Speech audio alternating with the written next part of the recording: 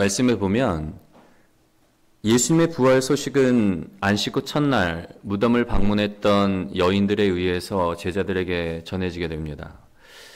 그리고 예수님께서는 오늘 본문에 등장하는 엠마로 가는 두 제자들에게 이제 나타나시는데요. 이 제자들은 예루살렘에서 엠마오로 가는 여정 중에서 여인들이 전해준 소식, 그 소식은 어떤 소식이죠, 여러분? 예수님이 무덤에 계시지 않고 천사들이 부활하셨다라는 그 소식을 전해줬다고 그 이야기를 하고 있는 거예요. 예수님의 십자가 사건은 제자들뿐만 아니라 당시 예루살렘에 있었던 사람들 그리고 온 유대 사람들에게 당시에 굉장한 여러분 충격이었을 거예요. 왜냐하면 예수님께서 그 마지막 일주일의 행적을 살펴보면 종려주일에 예루살렘에 입성할 때 사람들이 열렬히 환호를 하잖아요. 막 옷을 깔고 야자 잎을 흔들며 호산나 다윗의 이름으로 오시는 자손이여 하고 찬송을 한단 말이에요. 열렬한 환대 속에 예수님이 예루살렘에 입성을 해요. 그리고 그 다음날 월요일에는 이제 성전에 들어가서 성전을 정결케 하는 상을 뒤집어 엎고 그 성전을 정결케 하는 일을 하시고, 화요일에는 바리새인들, 서기관들, 종교 지도자들과 하나님의 나라에 대해서 부활에 대해서 논쟁을 하시고, 수요일에는 가룟 유다가 대제사장들과 공모해서 예수님을 팔아넘길 계획을 세워요. 그리고 목요일에는 예수님이 마지막 만찬, 제자들과 마지막 만찬을 하시고 밤에 기도하시러 겟세마네 동산에 오르시고, 그리고 그 밤에 대제사장이 보낸 사람들에게 잡혀서 끌려가서 신문 받으시고 다음날 금요일에 십자가에 달려 돌아가신단 말이에요. 여러분, 예수님이 예루살렘에 입성하시고 십자가에 달려 돌아가기까지 채 일주일이 안 되는 시간 동안 많은 일들이 있었어요. 그것뿐만 아니라 예수님이 십자가에 달리시는 그 사건은 정말 하룻밤 사이에 일어난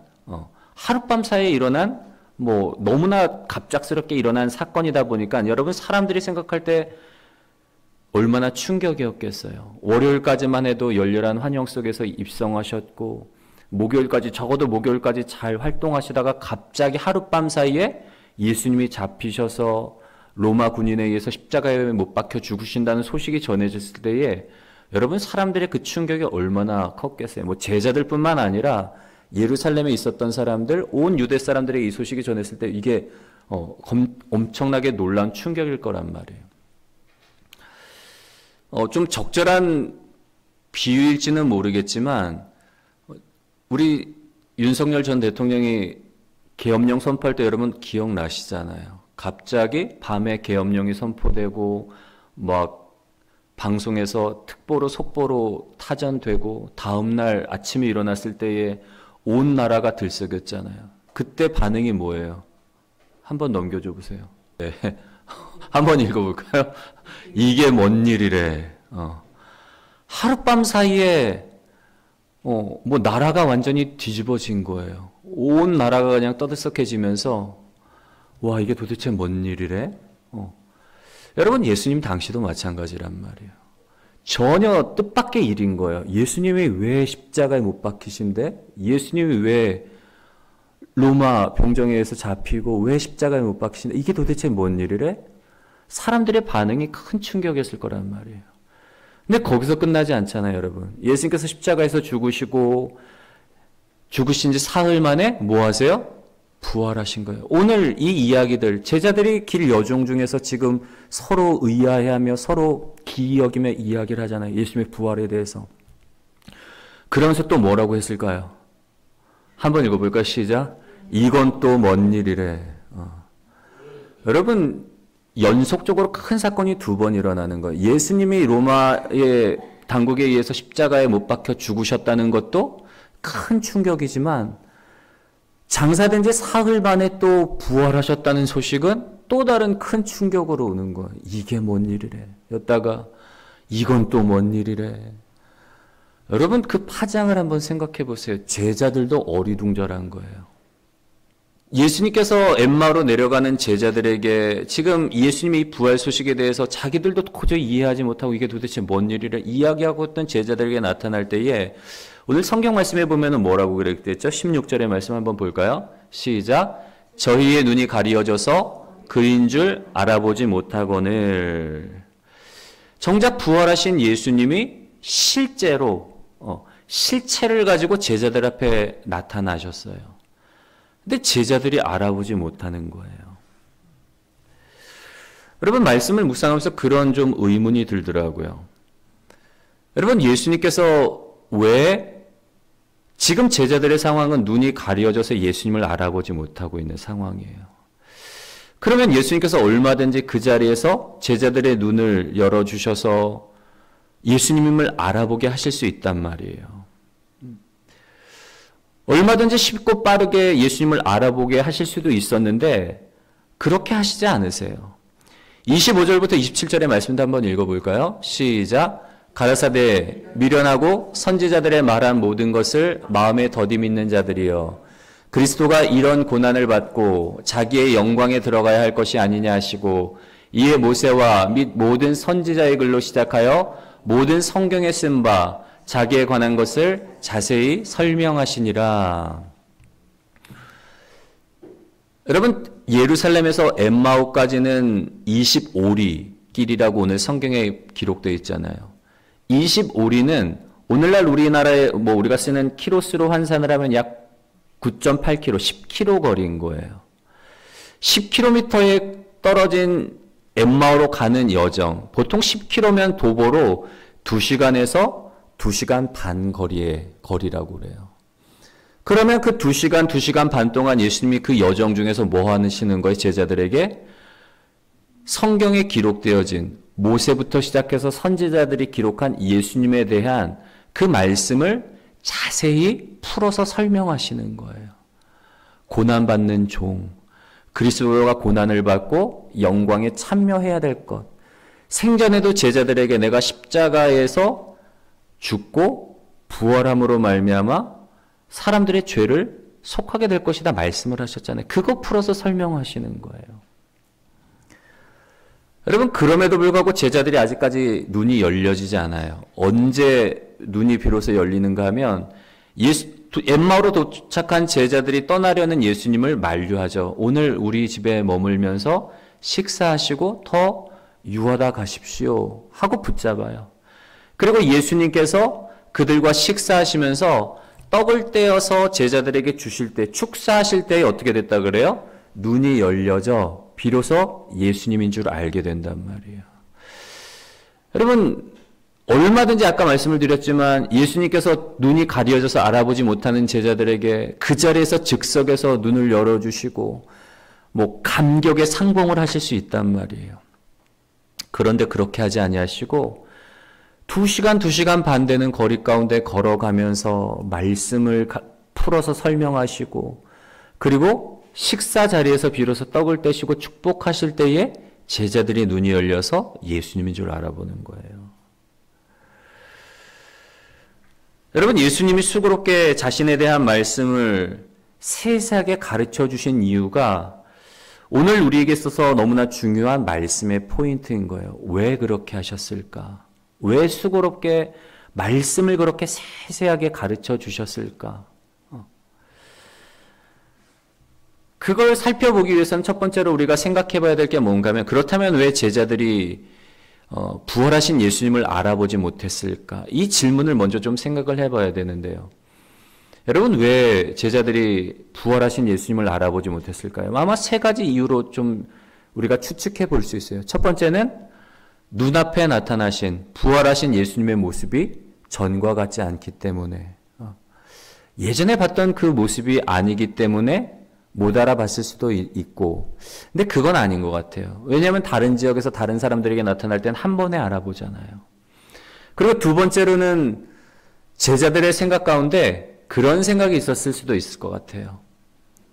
예수님이 죽으셨는데 부활하실 리가 없어. 부활하실 거라는 건 생각을 못한 거죠.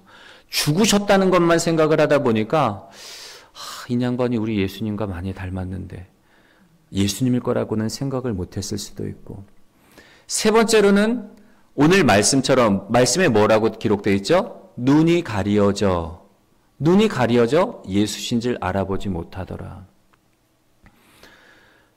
이 이유가 저는 가장 근본적인 이유라고 생각이 되는 거예요. 여러분, 우리가 눈이 가리어졌다, 그런 표현 쓸 때 보통 어떤 때 그런 표현을 쓰죠? 눈이 가리어져서 뭐뭐 하지 못했다, 뭐뭐 했다. 여러분, 부정적인 의미 때 많이 쓰잖아요. 내가 욕심에 눈이 멀어서 그때 그걸 보지 못했어.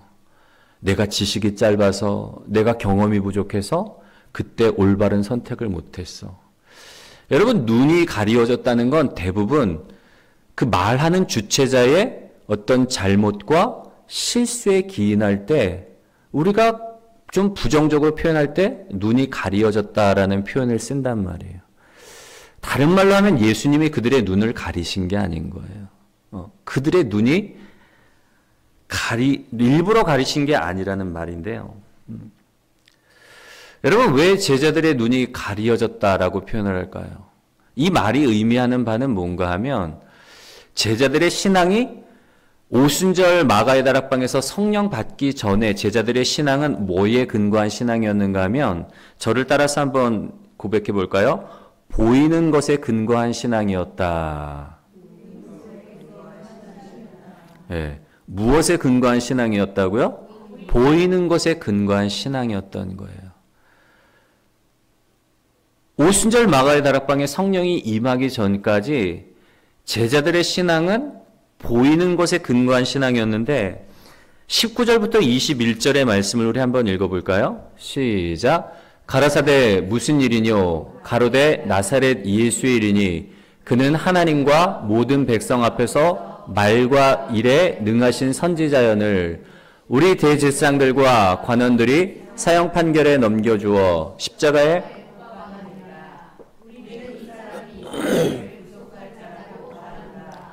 이뿐 아니라 이 일이 된 지가 사흘째요. 여러분, 제자들이 예수님을 만났을 때에 아무것도 모르는 것 같은 예수님에게 지금 예루살렘에서 일어난 일들에 대해서 이야기를 하는 거예요. 아니, 당신은 예루살렘 살면서도 지금 온 성읍을 떠들썩하게 하는 예수라는 분에 대한 이야기를 들어보지 못했냐고. 그러면서 예수님에 대해서 설명을 하는 부분이란 말이에요. 여러분, 두 가지로 나눠볼 수가 있는데요. 한번 띄워주시겠어요? 이 제자들이 지금 예수님에 대해서 뭐라고 표현을 하고 있죠? 첫 번째로 말과 일에 능한 선지자라. 여러분, 이거는 누구의 생각인 거예요? 일반적인 사람들의 생각인 거예요. 그리고 두 번째, 제자들이 뭐라고 표현하죠? 이스라엘을 구속할 자라고 우리가 바랬다는 거예요. 제자들은 예수님을 뭐라고 생각을 했는가 하면, 이분이야말로 이스라엘을 구속할 자, 지금 로마의 압제로부터 우리를 구속할 분이라고 그렇게 생각을 했다는 거예요. 이건 누구의 생각인 거예요? 제자들의 생각이란 말이에요. 여러분, 그렇다면 사람들, 말과 일에 능한 선지자, 그리고 조금 더 예수님과 가까이 지냈던 제자들은 이분이야말로 이스라엘을 구속할 자라고 생각했던 이 모든 생각들은 무엇 때문에, 무엇을 통해서 만들어졌을까요? 예수님이 행하셨던 일들, 예수님이 많은 기적과 이적과 표적을 행하시잖아요. 그런 모습들을 보면서, 야, 이분 참 용하시네. 이분 말뿐만 아니라 일에도 능하신 선지자라고 사람들은 생각을 했고, 제자들은 조금 더 나아가서 이분이야말로 우리를 지금 구원할 다윗과 같은 정치 지도자다. 그런 생각을 했던 거예요. 여러분들, 사람들이 지금 예수님의 그런 모습을 보고 나름대로 예수님의 어떤 모습들을 생각을 하는 거예요.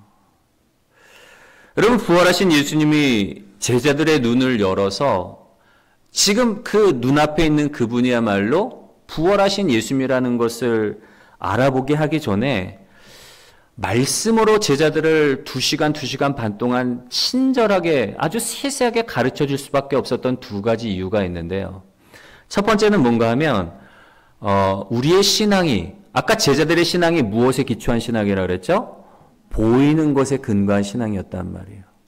여러분, 보이는 것에 근거한 신앙의 약점은 뭔가 하면 뭐 하기 쉬울까요? 유혹받기 쉬운 거예요. 보이는 것에 근거한 신앙은 유혹되기 쉽기 때문에 하나님께서 지금 말씀에 근거한 신앙을 심어주기 위해서 예수님께서 제자들에게 세세하게 말씀을 가르쳐 주시는 거예요. 여러분, 제자들, 무리들 뿐만 아니라 우리가 종교 지도자들, 특별히 바리새인들, 사두개인들, 서기관들 같은 경우에는 말씀 박사잖아요. 근데 그들이 말씀을 가지고 예수님을 바라보는 게 아니라, 여러분, 왜 이 종교 지도자들이 예수님을 십자가에 못 박았을까요? 보이는 것 때문에. 갈릴리 나사렛 출신, 완전히 시골 깡촌이란 말이에요. 배움도 없고 명문 집안도 아니고 가난한 목수 집안의 아들이고 외모도 형편없고 보여지는 것이 영 형편이 없는 거예요. 더욱이 보여지는 것이 율법에 위배되는 것 같고, 근데 사람들이 열광을 하니까 시기나고 질투해서 예수님을 잡아다 죽였단 말이에요. 종교 지도자들이 예수님을 십자가에 못 박은 게 말씀에 근거한 신앙 때문이 아니라 보이는 것에 현혹되었기 때문에 메시아를 알아보지 못했어요. 반면에 무리들, 제자들 같은 경우에 나름대로 예수님에 대해서 선지자라 생각하기도 하고, 나름대로 예수님에 대해서 우리를 로마의 압제로부터 구원해낼 정치 지도자라 생각했지만, 그 모습은 말씀에 기초한 예수님의 참된 모습이 아니라 자기들이 바라는 그 모습을 만들어낸 거예요. 여러분, 보이는 것에 기초한 신앙은 뭐 하기 쉬운가 하면 유혹받기 쉽고 우리가 실수하기 쉬운 거예요. 현혹되기 쉬운 거예요. 그래서 중요한 게 뭐예요? 말씀에 기초한 신앙. 예수님이 제자들에게 2시간 반 동안 세세하게 말씀으로 가르쳐 주셨던 첫 번째 이유가 보이는 것에 기초한 신앙은 유혹되기 쉽고 현혹되기 쉽기 때문에. 그리고 두 번째로 여러분, 보이는 것에 예수님께서 말씀으로 세세히 가르쳐 주신 이유는 뭔가 하면 보이는 것 이전에 뭐가 있었기 때문에? 말씀이 있었기 때문에. 여러분, 우리 히브리서 11장 1절부터 3절의 말씀을 한번 읽어볼까요? 시작. 믿음은 바라는 것들의 실상이요 보지 못하는 것들의 증거니 선진들이 이로써 증거를 얻었느니라. 믿음으로 모든 세계가 하나님의 말씀으로 지어진 줄을 우리가 아나니 보이는 것은 나타난 것으로 말미암아 된 것이 아니니라. 아멘. 여러분, 성경이 뭐라고 기록되어 있어요? 이 세계가 말씀으로 창조되었다고. 태초에 하나님의 말씀이 계시니라. 하나님이 말씀하시니 창세기 1장에 보면은 말씀으로 창조하시잖아요. 아무것도 없었던 시기 가운데 말씀하시니까 그 말씀이 어떻게 되는 거예요? 실제가 되는 거예요. 여러분, 실제가 있기 전에 뭐가 있었다는 거예요? 보이는 세상이 있기 전에 뭐가 있었다는 거예요? 말씀이 있었다는 거예요. 우리 지난주 말씀 기억나시나요? 제목이 뭐였죠? 말씀이 실제가 되게 하라였잖아요. 우리가 하나님의 말씀이 세 가지 모습으로 나타난다 그랬죠. 말씀의 본질이 있고, 말씀의 실체가 있고, 말씀의 본성이 있다고. 한번 띄워주시겠어요? 네. 여러분, 말씀의 본질은 뭐라 그랬죠? 하나님의 사랑. 하나님의 사랑이 나타날 때에 변화의 역사가 일어나는 거예요. 말씀의 본체는 예수님과의 그 사랑의 관계인데, 이 사랑의 관계가 나타날 때에 우리가 영향력을 미치는 거예요. 사람들을 변화시키고 사람들에게 선한 영향력을 미침으로 말미암아 열매가 맺혀지게 되고, 말씀의 본성, 성령의 사랑의 섬김이 나타날 때 어떤 역사가 일어나는가 하면 공동체가 형성이 된단 말이에요. 그래서 말씀이 우리의 삶 가운데 실체가 되게 하라. 실체가 되면 변화의 역사가 일어나고 내 삶을 통해 선한 열매가 맺혀질 뿐만 아니라 공동체가 세워진다고 말씀에 대해서 말씀을 나눴는데요. 여러분, 부활하신 예수님 실체잖아요. 요한 1서 1장 1절의 말씀을 보면, 지난주 말씀에 보면 태초부터 있는 생명의 말씀에 관하여는 우리가 들은 바요, 눈으로 본 바요, 주목하고 우리의 손으로 만진 바라.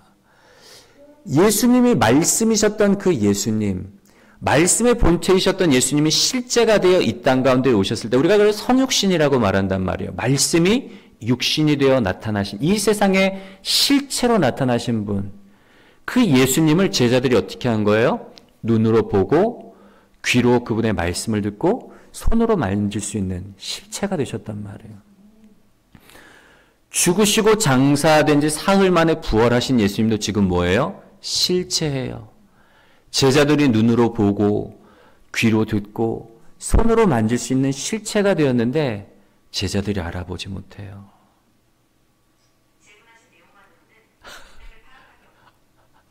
예, 그런가요? 너무 어려운가요? 말씀이.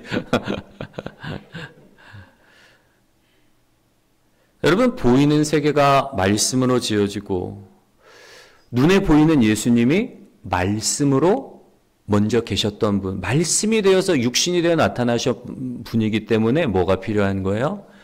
제자들에게 다시금 말씀을 가르쳐 주실 필요가 있는 거예요. 왜냐하면 눈에 보이는 것으로 예수님을 따르게 되면 어떻게 되기 때문에 잘못된 예수님을 믿고 잘못된 예수님을 만들어내고 그냥 자기 신앙에 빠질 수밖에 없기 때문에. 여러분, 보이는 것에 기초한 신앙은 현혹되기 쉽고 미혹되기 쉽지만 말씀에 기초한 신앙은 어때요? 흔들리지 않는 거예요. 말씀에 기초해서 주님을 바라볼 때에 예수님의 모습을 온전히 알 수가 있고 예수님이 무엇 때문에 오셨고 예수님이 그 사랑이 무엇이며 아버지 하나님께서 예수님 안에서 이루신 그 사랑이 무엇인지를 말씀을 통해서 온전히 이해할 수가 있는 거예요. 보이는 것에 기초하면 우리의 신앙이 너무 흔들리기 쉬운 거예요. 여러분, 우리가 자꾸 흔들리는 이유가 뭘까요? 우리의 삶 속에 일어나는 현상들, 문제들, 그런 문제들을 바라보면 오늘 우리 김효순 선교사님 시편 묵상을 주보에 올렸지만 환경이 어렵다 보면 우리 안에도 그런 의혹이 들 때가 있어요. 주님이 살아계시는 건 맞나? 주님이 여전히 나를 사랑하실까? 주님이 내게 은혜 공급하시기를 중단하신 것은 아닐까? 여러분, 눈앞에 나타나는 현상들에 주목하다 보면 때로는 우리가 하나님의 사랑에 대해서 의문이 들어요. 그러나 말씀은 뭐라고 말씀을 하세요? 세상 끝날까지 내가 너희와 함께함이니라. 아들을 내어주신 이가 어찌 아들과 함께 너희에게 모든 것을 주시지 않겠느냐. 로마서 8장 후반절에 보면은 세상의 그 무엇도 우리를 그리스도 예수 안에 있는 하나님의 사랑으로부터 끊을 수 없느니라. 천사들이나 장래일이나 흑암이나 기품이나 사망이나 세상의 그 어떤 것도 우리를 그리스도 예수 안에 있는 하나님의 사랑으로부터 결단코 끊을 수 없으리라. 여러분, 그게 말씀에 기초한 신앙인 거예요. 우리가 눈에 보여지는 신앙으로 살아갈 때에는 환경이 어렵거나 문제가 생기거나 보이는 것으로 인해서 넘어지고 흔들리고 유혹받기 쉽고 때로는 우리의 마음 가운데 하나님에 대해서 알지 못해서 이스라엘 백성들이 출애굽 이후에 리더인 모세가 나타나지 않자 금송아지 형상 만들어 놓고 우리를 이곳까지 인도하신 여호와라고 우상 만들어 놓고 여호와라고 자기 만족, 자기 어떤 종교에 빠졌던 것처럼 오늘 많은 무리들이 예수님을 그냥 선지자로 알고 따르거나 제자들도 자기를 정치적인 어떤 이스라엘을 정치적인 로마의 압제로부터 구원해 줄 정치 지도자로 생각하고 잘 이해하지 못했던 그런 실수를 범하는 그런 모습을 살아갈 수밖에 없는 거예요. 여러분, 많은 사람들이 예수님을 보고 싶다고 말을 해요. 어떻게 하면 주님을 볼 수 있을까요? 하나님 만나고 싶은데 어떻게 하면 하나님을 볼 수가 있을까요? 여러분, 우리가 살아계신 하나님, 부활하신 예수님, 영으로 우리와 함께 하시는 성령님을 볼 수 있는 가장 확실한 방법은 뭐예요? 말씀이에요, 말씀. 말씀을 통해 하나님을 볼 때, 말씀을 통해 예수님을 볼 때, 말씀을 통해 성령님을 볼 때 가장 확실하게 볼 수 있다는 것. 여러분, 우리가 말씀을 읽을 때 어떻게 돼야 되는가 하면 이 말씀이 우리 안에서 뜨거워져야 돼요. 제자들의 고백을 한번 볼까요? 32절 마지막으로 함께 읽습니다. 시작. 저희가 서로 말하되 길에서 우리에게 말씀하시고 우리에게 성경을 풀어주실 때에 우리 속에서 마음이 뜨겁지 아니하더냐 하고. 여러분, 예수님이 제자들에게 모세의 글에서부터 선지자의 글에 이르기까지 자기에 관해 기록된 말씀들을 하나하나 세세하게 제자들에게 말씀을 풀어 설명해 주실 때에 제자들의 마음이 어떻게 되었다는 거예요? 마음이 뜨거워졌다는 거예요. 다른 말로 하면 말씀이 뜨겁게 느껴진 거예요. 제가 고등학교 때 저희 이제 제천에 있는 교회들이 고등학교 이제 연합 집회를 기획을 했었어요. 경배와 찬양 집회를. 제가 그때는 뭐 모태신앙이긴 했지만 그때까지는 예수님을 알지 못했어요. 교회 열심히 나가고 뭐 중고등부 회장도 하고 나름대로 열심히 신앙생활을 했지만 제가 예수님을 개인적으로 인격적으로 만난 건 대학교 1학년 겨울 수련회 때 그 집회 가운데 예수님을 인격적으로 만나고 회심의 사건이 일어났기 때문에 그 이전까지는 사실 하나님을 만난 적도 없고 예수님의 모습을 본 적도 없어요. 그냥 껍데기였죠. 그런데 그 집회 때 이제 제가 이제 교회 대표로 싱어로 이제 경배 찬양 집회 싱어로 참석을 하면서 그 집회 가운데 이제 하나님을 찬양하는데 처음 신비한 경험을 하는 거예요. 그때는 정말 신앙이 없어서 뭐 하나님을 알지도 못했고 예수님을 알지도 못한 때였는데 찬양하는 가운데 집회 가운데 제 마음이 막 뜨거워지더라고요. 너무 신기한 거 이게 뭐지? 가슴 안에서 뭐 불덩어리가 막 일어나는데 저도 모르는 거예요. 막 그 뜨거움이 있는 거예요. 이게 뭐지? 되게 신기하다. 나중에 알고 보니까 그게 성령의 역사였던 거죠. 하나님을 찬양할 때에 내 영이 무지에서 하나님을 알지 못했음에도 불구하고 내 영이 반응을 하는 거예요.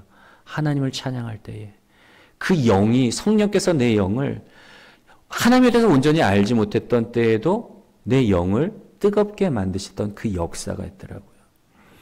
여러분, 하나님의 말씀은 살았고 운동력이 있어 좌우의 날성검보다도 어떤 검보다도 예리하여 우리의 혼과 영과 관절과 골수까지 찔러 쪼개고 할 뿐만 아니라 하나님의 말씀은 교훈과 책망과 바르게 함과 의로 교육하게 유익하다. 왜냐하면 이 말씀이 뭐였기 때문에 살아있는 말씀이기 때문에 말씀의 본체이신 하나님의 사랑, 말씀의 본질이신 하나님의 사랑, 본체이신 예수 그리스도, 본성이신 성령님의 그 말씀이 살아있는 말씀이기 때문에 이 말씀 앞에 서면 이 말씀을 붙잡고 우리가 씨름하면 어떤 역사가 일어나는 거예요? 말씀이 우리 속에서 뜨겁게 살아 역사하는 하나님이 어떤 분인지 알게 되고 하나님이 믿어지고 하나님께 내 인생을 내어 맡기는 역사가 일어나게 되는 것. 여러분, 우리의 신앙을 이제 마지막으로 점검하기를 원합니다. 나의 신앙이 보이는 것에 근거한 신앙이었는지 아니면 말씀에 근거한 신앙이었는지, 내가 주님을 믿노라고 하면서도 내가 믿고 싶은 예수를, 허상의 예수를 내가 만들어내고 그것을 믿고 있지는 않았는지, 여러분 우리의 신앙을 점검했으면 좋겠고요. 우리의 신앙, 주님이 원하시는 게 그거예요. 말씀에 근거한 신앙. 보이지는 않아도 믿을 수가 있고, 보이지는 않지만 말씀에 근거해서 주님을 사랑하고 주님을 따르고 주님을 믿고 나아갈 수 있는, 믿음이 없이는 하나님을 기쁘시게 하지 못하나니 믿음으로 말미암아 하나님의 살아계심을 믿고 자기를 찾는 자들에게 상 주시는 이심을 믿어야지 비로소 하나님을 기쁘시게 한다고 히브리 기자가 말하고 있습니다. 우리의 신앙이, 주님께서 우리의 신앙을 바꿔가세요. 보이는 것에 근거한 신앙이 아닌 말씀에 근거한 신앙이 되도록, 말씀의 뿌리를 내리도록. 이번 10월 한 달 우리가 계속 말씀의 주제를 가지고 말씀을 나눴는데요. 우리가 10월이 지나도 우리가 말씀에 근거해서, 여러분 매일 우리가 성경을 읽고 매일 묵상을 할 때에 단순히 숙제하듯 그 말씀을 읽는 것이 아니라 말씀이 우리 안에서 뜨겁게 느껴지도록 이 말씀 속에서 생생하게 살아계신 그 하나님을 만날 때까지 말씀 붙잡고 묵상하고 기도하시는, 말씀 위에 세워지는 여러분의 신앙을 세워가시는 복된 저와 여러분들이 되시기를 주님의 이름으로 간절히 소원합니다.